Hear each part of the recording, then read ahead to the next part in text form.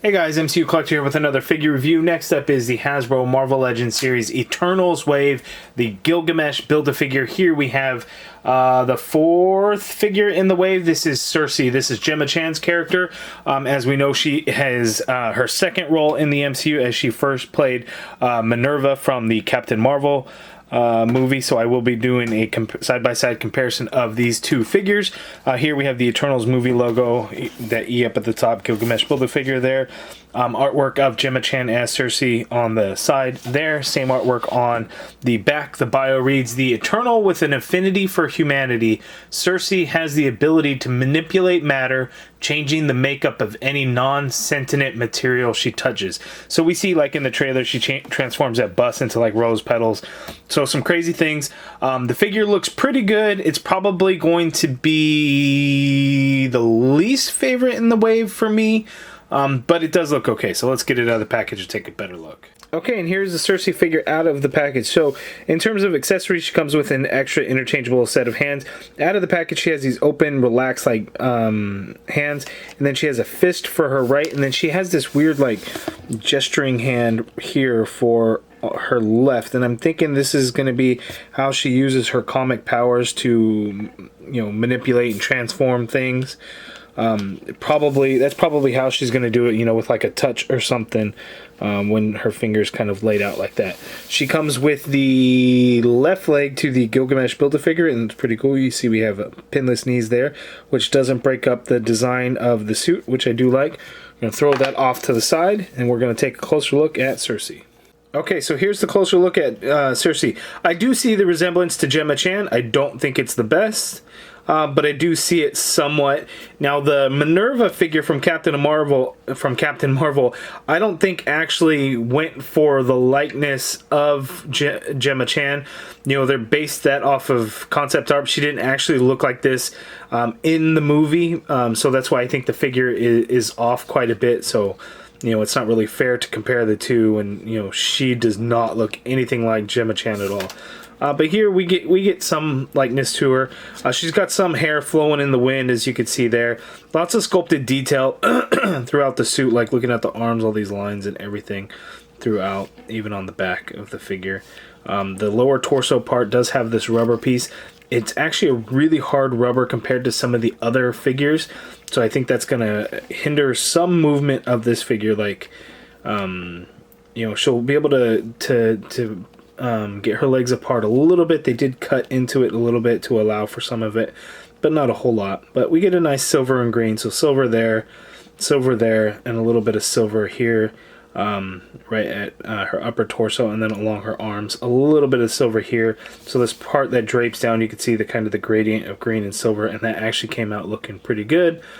And then there's really nothing on the back of the arms, back of the shoulder a little bit, but not a whole lot else going on. And then the arms, we actually get that same gradient of green into silver, and that looks pretty good.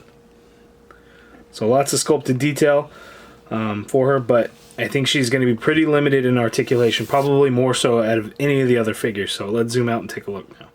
Okay, so Sersi's articulation shows she can look down a little bit. She's not really going to look up because that hair is going to hit the back, so it's sculpted the way it's sculpted, and you're not going to be able to do anything.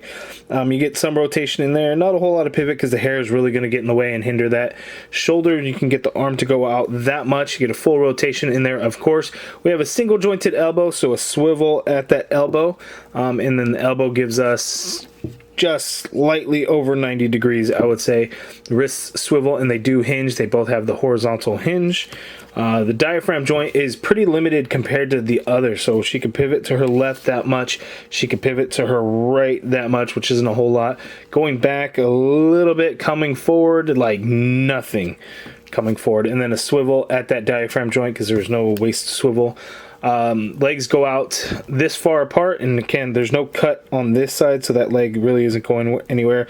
This side, her left leg does come out a little bit because of that cut, but it's really not a whole lot. Coming forward, she's only going to be able to kick forward that much because that really hinders and gets in the way. So unlike the other figures, this part actually comes down below the hip, so really gets in the way. So like Thena, you know, this is a separate piece, but her leg is exposed there so she can move.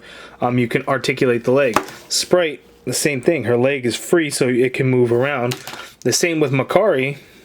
The leg is freed up so you can move around, but Sersi's really drapes down a lot further, which is crazy. And then while I'm at it, 3 female figures in one single wave, which is pretty crazy, even for MCU standards. But it's nice that they have all 10 Eternal figures getting released. I always love it when the full team gets completed, and it's not often that damn near in one whole wave we complete a whole team, so I'm excited for that.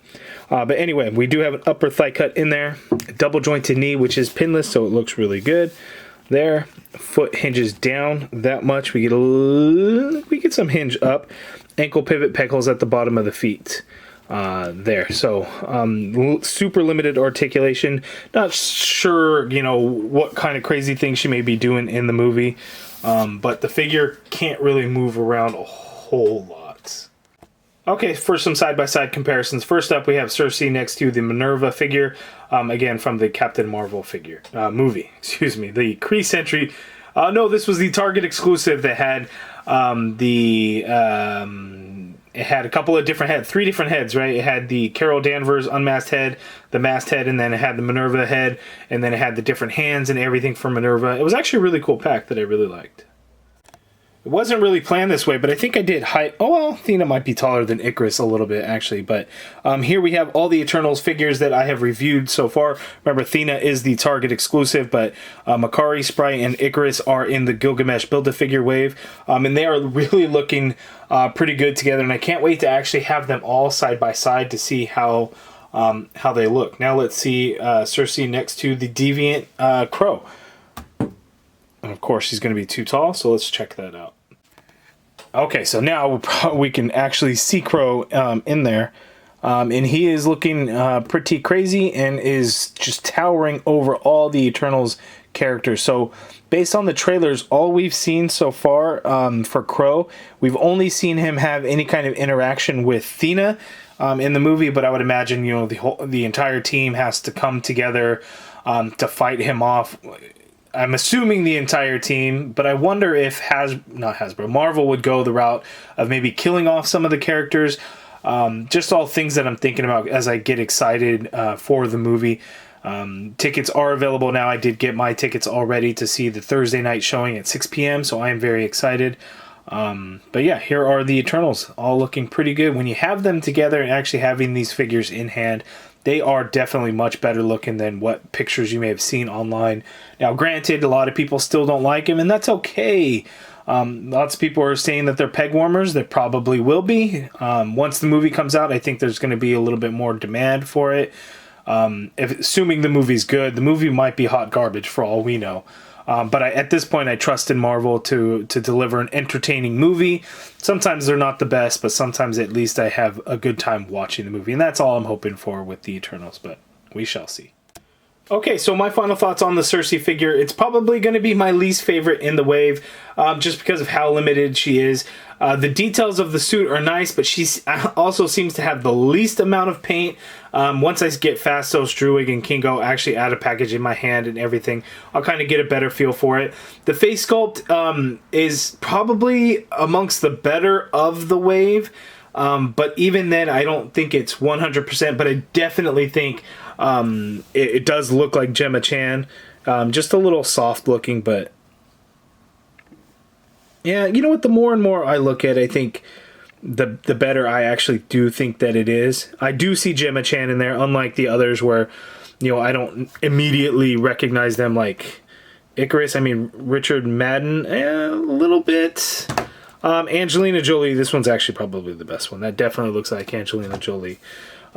So there we go. So you guys let me know down in the comments below. Are you excited for the Eternals movie? Have you picked up the figures? Do you like the figures? What do you think of this Sersi figure? Let me know in the comments below. If you guys like this video, please do me a favor and hit that thumbs up button. Subscribe if you haven't already done so. And as always, thank you for watching.